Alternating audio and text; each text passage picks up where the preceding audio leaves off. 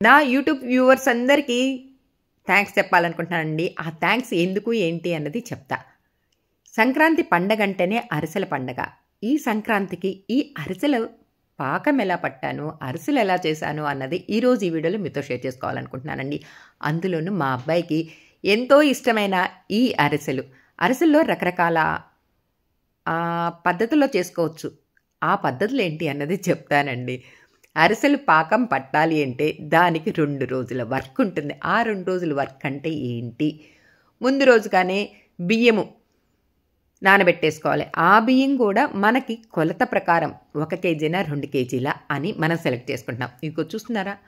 కేజీకి కేజీ బెల్లం, 2 కేజీలకి 2 కేజీల బెల్లం. అర్థమైంది కదా? కొలతల ప్రకారం చెప్పేసేసాను. బియ్యము ఒక గిన్నెలోకి పోసుకున్నాను. ఆ బియ్యం తడిచేటట్టుగా నీళ్లు పోసాను. ఆ తర్వాత 1 గంట, 2 గంటల, 3 గంటల అని కాదండి. ఎన్ని గంటలు నానబెట్టాలి, ఎన్ని రోజులు నానబెట్టాలి చెప్తా. ఈరోజు సాయంత్రం 6-7 గంటలకి ఇదిగో ఇలా ఒక గిన్నెలోకి బియ్యం పోసేసుకున్నాను. ఆ తర్వాత బియ్యం తడిచేటట్టు నీళ్లు పోసేసాను. ఒక్కసారి అలా చేత్తో తిప్పి నీళ్ళన్నీ వంపేసి మళ్ళీ నీళ్లు పోసేసి మూత పెట్టేసుకున్నాను. మళ్ళీ నెక్స్ట్ డే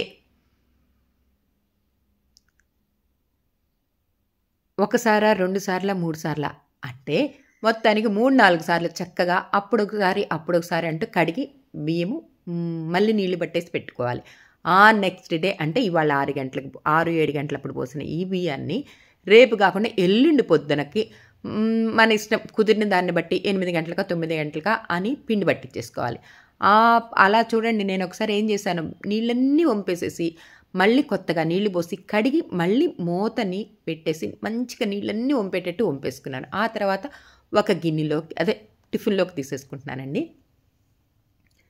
పిండి పట్టించుకొచ్చుకోవడానికి మరక తీసుకెళ్ళాలి కదా, అందుకు ఈ ఏర్పాట్లు చూసారు కదా.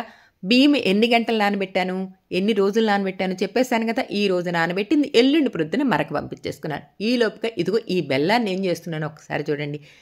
కొలత 1 కేజీకి 1 కేజీ, 2 కేజీలకి 2 కేజీలు.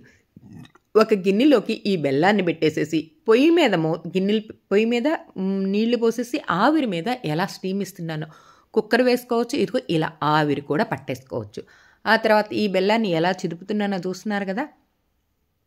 మన ఇష్టం అండి, మనకు కుదిరిన దాన్ని బట్టి కుదిరినట్టుగా ఈజీగా కావాలంటే ఇప్పుడు నేను చేసిన ప్రొసీజర్ చేయండి. లేదా పప్పు గుత్తి తీసుకోండి, బండ తీసుకోండి, మీ ఇష్టం. ఆ బెల్లాన్ని చితక్ కొట్టేసేసి ఒక గిన్నెలోకి ఇప్పుడు నేను ఎలా పోస్తున్నానో చూస్తున్నాను. ఒక గిన్నెలోకి నీళ్లు పోసేస్తున్నాను కదా, అదేనండి ఆ బెల్లంలో నీళ్లు పోస్తున్నాను కదా. ఎంత కొలత చెప్పలేదు కదా. మానికి 1 సోల నీళ్ళండి. ఈ 4 గిద్దల నీళ్లు అంటారు. అంటే 4 గిద్దల్ని 1 సోల అంటారు. 1 సోల నీళ్లు పోసేసి ఆ బెల్లం కరిగేటట్టుగా పొయ్యి మీద పెట్టేసేసి కరిగేదాకా వేడి చేసుకోవాలి. హై ఫ్లేమే పెట్టేసుకోవాలి. మరి బెల్లం త్వరగా కరగాలంటే, టైం వేస్ట్ కాకుండా ఉండాలి అంటే ఏం చేయాలి? ఆ బెల్లంలోకి 1 సోలెడు నీళ్లు పోసాను, పొయ్యి మీద పెట్టేసాను. బెల్లం చూసారా చక్కగా కరిగిపోయింది. ఈ కరిగిన బెల్లాన్ని అలానే అట్టిపెట్టేసి ఉడకనిచ్చేసామనుకోండి. నేనైతే అలా ఉడకనిచ్చట్లేదండి. నేను తీసుకునేది ఆర్గానిక్ బెల్లమే. కానీ నల్లకలు కొంచెం అంటే కొంచెం డస్ట్ ఉంటుందేమో, అదే నురగలో కొంచెము డస్ట్ ఐడియా ఉంది కదా, డస్ట్ ఉంటుందేమో అని చెప్పి వడకట్టడానికి రెడీ అవుతున్నాను. డస్ట్ ఉంటుందా ఉండదా అన్నది తర్వాత పాయింట్ అండి. మా అమ్మ చిన్నప్పుడు నేర్పించింది, ఇలా వడకట్టే బాగుంటుంది అని. అలానే మా అమ్మేనా మా ఫ్రెండ్ కూడా చెప్పేసింది, బెల్లంలో నల్లకలు కొంచెం డస్ట్ లాగా ఉంటుంది, అందుకని ఇలా వడకట్టేసేయండి అని. మరి ఎప్పుడో అసలు ఈ అరిసెల పాకం పట్టడానికి ఇందాక చెప్పాను చూసారా, థ్యాంక్స్ చెప్పాలి మీకు అన్నది చెప్తానండి. ఎందుకు ఆ థ్యాంక్స్ అన్నది చెప్తా. పొయ్యి మీద వడకట్టి పెట్టుకున్న ఈ బెల్లం నీళ్ళని పొయ్యి మీద పెట్టేశాను. హై ఫ్లేము లో ఫ్లేము పెట్టుకుంటూ మధ్యలో మార్చుకుంటూ తర్వాత లో ఫ్లేమే పెట్టేసుకోవాలండి. మరి ఎప్పుడో అసలు నేను ఈ అరిసెల పాకం ఫస్ట్ టైం అండి. ఇప్పుడు నా అంతటి నేను సొంతంగా చేయటం. కొన్ని సంవత్సరాల పాటు మా అమ్మ చక్కగా చేసి పెట్టింది. ఆ తర్వాత మా ఫ్రెండ్ హెల్ప్ చేస్తూ ఉంది. 10 సంవత్సరాల నుంచి మా ఫ్రెండ్ హెల్ప్ చేస్తూనే ఉంది. నాకు ఎప్పుడన్నా కావాలనుకో, నేను ఇలా అరిసెలు చేసుకోవాలనుకుంటున్నాను అనగానే చక్కగా ఆ ఫ్రెండ్ వచ్చేసి నాకు పాకం ఎలా పట్టాలి ఏంటి అనేది తను చేస్తూనే నాకు చూయించేది. అయినా కూడా ధైర్యం ఉండాలి కదండీ! అరిసెల పాకం అంటేనే ఒక ధైర్యం. ఇంగా చెయ్యాలి. పొయ్యి మీద పాకానికి పెట్టుకుంటూనే ఇంకొక గిన్నెలో ఈ నువ్వులు వేసి వేయించేసి పక్కన పెట్టేసుకున్నాను. ఈలోపుగా ఆ నువ్వులు ఫ్రై అయిపోయినాయి కదా! ఇటువైపు పాకం మరుగుతూ ఉంది. చెప్పానుగా అలా చూసారా? ఆ నురగా వస్తుంది అని చకచకా తిప్పకూడదు. లో ఫ్లేమ్‌లోనే అలా నిదానంగా ఉడకనిచ్చేసామనుకోండి, పాకం చాలా మంచిగా వస్తుంది. వస్తుందా రాలేదా? వచ్చిద్దా రాలేదా? అన్నది ఒక టెన్షన్ మొదలైందండి. పిండి వచ్చే లోపు ఇవన్నీ రెడీగా పెట్టుకున్నానండి. ఒక గిన్నెలోకి నెయ్యి వేసుకున్నాను. ఆ పక్కనున్న ఇంకొక గిన్నెలోకి నెయ్యి కూడా వేసేసుకున్నాను. అంటే గిన్నెని కొంచెం వేడి చేసి ఆ తర్వాత ఈ నెయ్యి వేసేసాను. నెయ్యి వేసిన తర్వాత గమనించానండి, ఈ గిన్నెకి ఎన్ని స్టిక్కర్లు ఉన్నాయిరా బాబోయ్ అనుకుంటూ. సరే ఈ స్టిక్కర్ల గొడవ తర్వాత చూద్దాము అని చెప్పి అనుకొని ఇంకేం చేస్తాను, నెయ్యి వేయకపోతే ఆ స్టిక్కర్లు తీసేసేదాన్ని. సరే పొయ్యి మీద చూసారా? ఫస్ట్ పెట్టినప్పుడు నీళ్ళగా ఉంది, తర్వాత నురగతో కొంచెం ఉంది, ఇప్పుడు ఇంకొంచెం దగ్గర పడింది. గమనించారు కదా? మా ఫ్రెండ్కి థ్యాంక్స్ చెప్పాలి, అలానే మీకు కూడా థ్యాంక్స్ చెప్తున్నాను. మీకు ఈ వీడియోలో నేను అరిసెల పాకం సొంతంగా పట్టి ఇలా అరిసెలు చేయటం ఒక కారణమైతే, నేర్చుకోవాలి, పెట్టాలి, అదే వీడియో అప్లోడ్ చేయాలి అనని. అలానే మా ఫ్రెండ్ నేను అరిసెల పాకం తయారు చేసుకుందాం అన్న టైంలోనే మా ఫ్రెండ్ ఊరెళ్ళిద్దండి. అర్రెర్రెర్రెర్రెర్రే ఎలా అనని, సర్లే ఒక ప్రయోగం చేద్దాము అని చెప్పి రిస్క్ అయితే తీసుకున్నానండి. అరిసెల పాకం అంటేనే పాకం పట్టేటప్పుడు ఉన్న టెన్షను, తర్వాత అరిసె చేసేంతసేపు ఉంటుందండి. వచ్చిన వాళ్ళకి చాలా ఈజీ, ఏముందిలే అనని. రాని వాళ్ళకి చాలా కష్టం. అది కూడా ఈ పాకం కరెక్ట్గా పర్ఫెక్ట్గా రావాలి. మధ్యలో ఆ నీళ్ళల్లో అంటే తెల్ల ప్లేట్లోనే ఇలా పాకం నీళ్లు వేసేస్తే కరెక్ట్గా వచ్చిందా లేదా అని గమనించుకున్నామా, ఆ తర్వాత పిండి వేయటానికి రెడీగా ఉన్నాను. చూసావరా? ఇప్పటికి నేను మొత్తం ఎన్నిసార్లు ఆ ప్లేట్లో బెల్లం చుక్కలు వేశాను, మొత్తం 3-4 సార్లు వేశాను కదా. లాస్ట్ సారికి అర్థమైపోయింది పాకం ఇంకా వచ్చేసింది అని చెప్పి. ఇంకా మొదలు పెట్టేశానండి పిండి వేయటము. పిండి వేసేటప్పుడు ఆ పిండి కలిపేటప్పుడు ఉంటుంది అసలైన కష్టము. పొయ్యి మీదే లో ఫ్లేమ్ పెట్టేసుకొని ఈ బియ్య పిండిని కొంచెం వేసుకొని తిప్పుతూ 3 వంతులు దగ్గర పడిన తర్వాత అప్పుడు నేల మీద పెట్టేసేసి 2 కాళ్ళ మధ్యలో ఈ గిన్నెని పెట్టేసి ఆ తర్వాత బలంగా లాగాలి. అరిసెలు చేసేవాళ్ళకి తెలుస్తుందిలేండి ఈ కష్టము ఈ సుఖము. ఉత్తనే కూర్చొని అరిసె మేము కొనుక్కొచ్చుకొని తిన్నాము అనుకున్న వాళ్ళకి ఏం తెలుస్తుంది అన్నట్టు చవట మర్చిపోయానండో. లోపల నాకు ఎంత టెన్షన్గా ఉందో తెలుసా? ఈ అరిసె కనుక రాకపోతే మా వారితో నాకు అక్షంతలు పడతాయి అన్నదే టెన్షన్. ఎందుకంటే ఎందుకే నీకు ఈ కష్టము, చక్కగా కొనుక్కొస్తాను తినేసేయొచ్చు కదా అని చెప్పి. అమ్మ పిల్లలు వస్తున్నారండి, పిల్లలు వచ్చే టైంకి నేను స్వయంగా అరిసెలు వండి పెట్టాలి అన్న ఆలోచనతోనే ఈ అరిసెల పాకాన్ని తయారు చేయాలి అన్నది. ఇది వచ్చిందా రాలేదా అన్నది టెన్షను. ఎప్పుడు ధైర్యం వచ్చిందో తెలుసా? ఒక్కసారి ఈ 2 గిన్నెల్లోకి అరిసెల పాకం అంతా తీసి పెట్టాను కదా, ఇప్పుడండి కొంచెం ధైర్యం వచ్చింది. ఆ కొంచెం కూడా అదిగోండి ఆ అరిసెల పిండిని అలా చలిమిండి అలా చేత్తో ఇలా ఉండగా చుట్టేస్తే కరెక్ట్గా అరిసె తయారు చేసుకునే విధానంగా వచ్చేసింది. అప్పుడు ధైర్యం వచ్చేసిందండి. మా ఫ్రెండ్ అందుబాటులో లేకపోయినా నేను ఇలా చేయగలను అన్న ఒక ధైర్యం వచ్చింది. అయినా నేను ఊరుకుంటానా? వీడియో